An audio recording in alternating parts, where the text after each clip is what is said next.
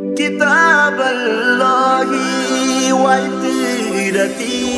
كتاب الله وعترتي أهل بيتي.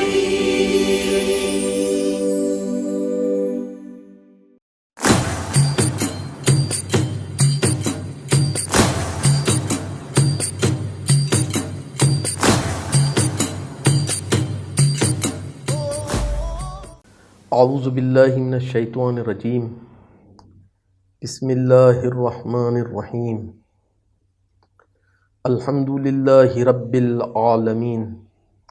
بارئ الخلائق اجمعین فاطر السماوات والارضین باعث الانبیاء والمرسلین ثم الصلاة والسلام علی سیدنا و مولانا ابی القاسم محمد وعلى أهل بيته الذين أذهب الله عنهم الرجس وطهرهم تطهيرا ولعنة الدائمة على أعدائهم أجمعين من يومنا هذا إلى قيام يوم الدين. أما بعد فقد قال رسول الله صلى الله عليه وآله إن الحسين مصباح الهدى وسفينة النجات. سرکار ختم مرتبت کا یہ فرمان کہ امام حسین ہدایت کا چراغ ہیں اور نجات کی کشتی ہیں، اور اس نجات کی کشتی میں سوار ہونے والے وہ شہداء کہ جنہوں نے اپنی جانیں سرکار سید الشہداء پر نچھاور کر دیں، کربلا کے میدان میں جمع ہو گئے تھے اور امام حسین کے وجود سے ہدایت کو بھی حاصل کیا اور نجات کو بھی حاصل کیا. کربلا کے میدان میں جب صبح عاشور طلوع ہوئی ہے تو سب سے پہلے عمومی حملہ ہوا اور اس کے بعد پھر تن بتن جنگ کا مرحلہ آیا، اور اس تن بتن یا دو بدو جنگ کے مرحلے میں ایک کے بعد ایک ناصر امام حسین جاتا رہا اور اپنی جان امام حسین پر قربان کرتا رہا، داد شجاعت لیتا رہا، سعادت کی راہ کو طے کرتا رہا. انہی شہداء کے درمیان وہ شہید کہ جس کو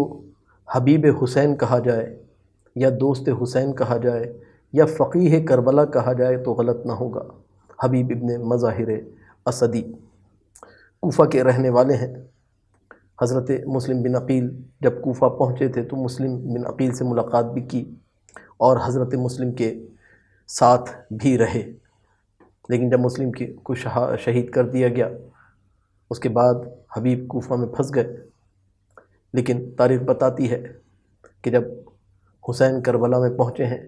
2 محرم 3 محرم اور کچھ ایام گزر گئے تو ایک بار حسین کو حبیب کا خیال آیا کہ بچپن کا ساتھی حبیب، بچپن کا دوست حبیب کوفہ میں موجود ہے، ہماری نصرت کے لیے آ سکتا ہے. حسین نے حبیب کے نام ایک خط لکھا اور وہ خط آج بھی کربلا میں حبیب کی قبر پر جو چادر ڈالی گئی ہے اس پر تحریر ہے. خط کے الفاظ بڑے عجیب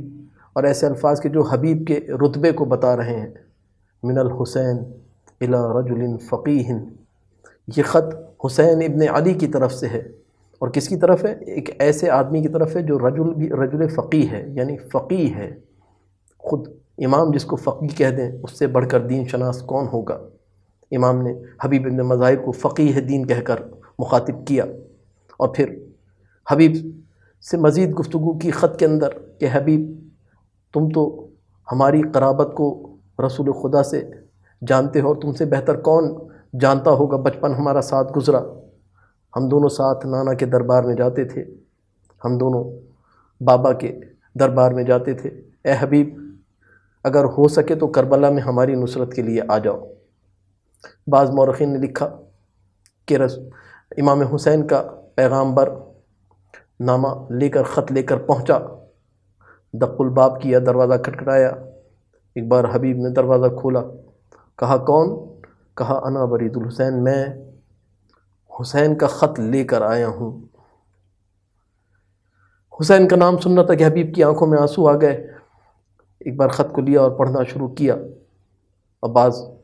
علماء بیان کرتے ہیں، بعض مورخین بیان کرتے ہیں کہ زوجہ نے پوچھا کہ کس کا خط ہے؟ کہا حسین کا خط ہے۔ کہا کیا ہوا؟ کہا سرکار سید الشہداء بچپن کے ساتھی حسین نے لکھا ہے کہ حبیب میں نرغہ آدھا میں گھر گیا ہوں، اگر ہو سکے تو ہماری نصرت کے لیے آ جاؤ۔ زوجہ نے پوچھا پھر کیا ارادہ ہے حبیب؟ کہا کہ سوچتا ہوں کہ اگر چلا گیا تو تمہارا کیا بنے گا؟ کہا حبیب تمہیں میری فکر ہے اور فاطمہ کا لال کربلا میں نرغہ آدھا میں گھر گیا ہے، حبیب مجھے چھوڑو، جاؤ اپنے آقا و مولا کی نصرت کے لیے قدم بڑھاؤ۔ حبیب نے ایک بار مرحبا کہہ کر زوجہ کا حوصلہ بڑھایا اور خود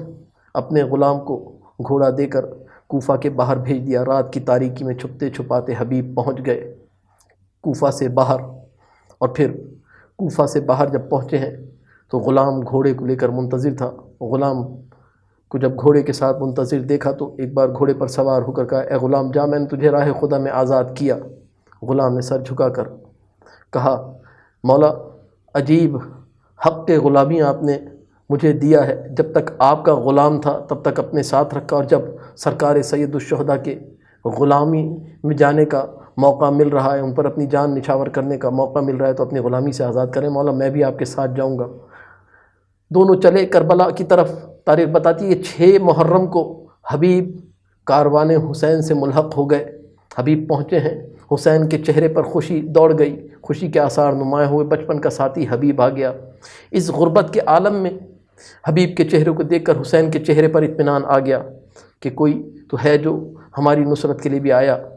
حبیب کو دیکھ کر حسین نے بڑھ کر حبیب کو گلے سے لگایا اور گلے سے لگا کر کہا مرحبا حبیب، اس غربت میں تم ہماری نصرت کے لیے آ گئے۔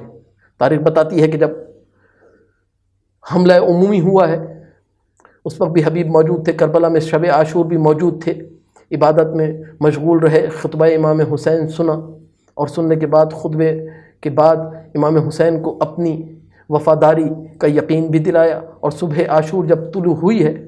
تو ایک بار حملہ عمومی ہوا، حبیب بھی جہاد کرتے ہوئے آگے بڑھے، لیکن پھر ایک وقت ہوا ہے کہ جب حملہ عمومی ختم ہو گیا اور 1 بائی 1 تن بتن لڑائی کا سلسلہ شروع ہوا، ایک کے بعد ایک ناصر جاتا رہا، حسین ایک کے بعد ایک ناصر کا داغ سہتے رہے۔ ایک بار بڑا سخت مرحلہ آ گیا کربلا کے میدان میں، سرکار سید الشہداء کے سامنے بچپن کا ساتھی حبیب ہاتھ جوڑ کر کھڑا تھا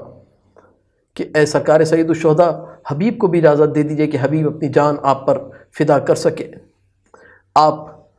پر اپنی جان کو فدا کر سکے، اپنی جان آپ پر نچھاور کر سکے۔ تاریخ بتاتی ہے کہ ایک بار حسین نے حبیب کو اجازت دی اور حبیب گئے میدان جنگ میں، لیکن یہ کون حبیب ہے؟ حبیب کی معرفت اگر حاصل کی جائے تو کربلا کے میدان میں بھی حبیب، اور کربلا کے میدان سے پہلے بھی حبیب تھے، بلند ہمت بھی تھے اور شجاعت کے وارث بھی تھے، شجاعت ان کی ذات کے اندر موجود تھی، تمام صفات اچھی صفات یا اخلاق فضائل اخلاقی کے حامل ہیں حبیب، اور اتنے بلند ہیں حبیب کے شرطۃ خمیس کہ جو مولا کائنات کے دور میں تھی اس کے اندر شامل تھے حبیب ابن مظاہر اسدی، اور جنگ صفین، جنگ نہروان میں اور جنگ جمل میں مولا کائنات علی ابن ابی طالب کے ہم رکاب بھی رہے ہیں یہ حبیب، اور جنگ بھی کی ہے، لیکن شوق شہادت دل میں تھا، کوئی ذریعہ نہ بنا کہ جنگ جمل میں شہید ہو جاتے، جنگ صفین میں شہید ہو جاتے، شہادت کا شوق دل میں لے کر ہر جنگ سے غازی بن کر واپس آتے رہے، لیکن حبیب کیونکہ حسین کا دوست تھا، شاید خدا کو یہی منظور تھا کہ حبیب کی جان اپنے دوست پر نچھاور ہو، اس لیے جب کربلا کا میدان برپا ہوا، حبیب کو اذن جہاد ملا ہے، ایک بار حبیب مقتل کی جانب چلے ہیں اور جہاد کیا، اور جہاد کرتے کرتے ایک بار حبیب زین سے زمین پر آئے ہیں اور حسین حبیب کے سرہانے پہنچے ہیں، حبیب کا سر اپنی آغوش میں رکھ کر گریہ کیا، حبیب کہ شہادت کے اوپر حسین نے گریہ کیا، حبیب نے جام شہادت نوش کر لیا۔ یہ حبیب وہ حبیب ہیں کہ جن سے حسین کے شان میں گستاخی برداشت نہیں ہے، اس لیے تاریخ بتاتی ہے کہ جب نماز ظہر کا وقت ہوا تھا تو ایک بار دشمن کی صفوں سے نکل کر حسین نے کہا تھا اے حسین آپ کون سی نماز پڑھ رہے ہیں، آپ کی نماز کا کوئی فائدہ نہیں ہے،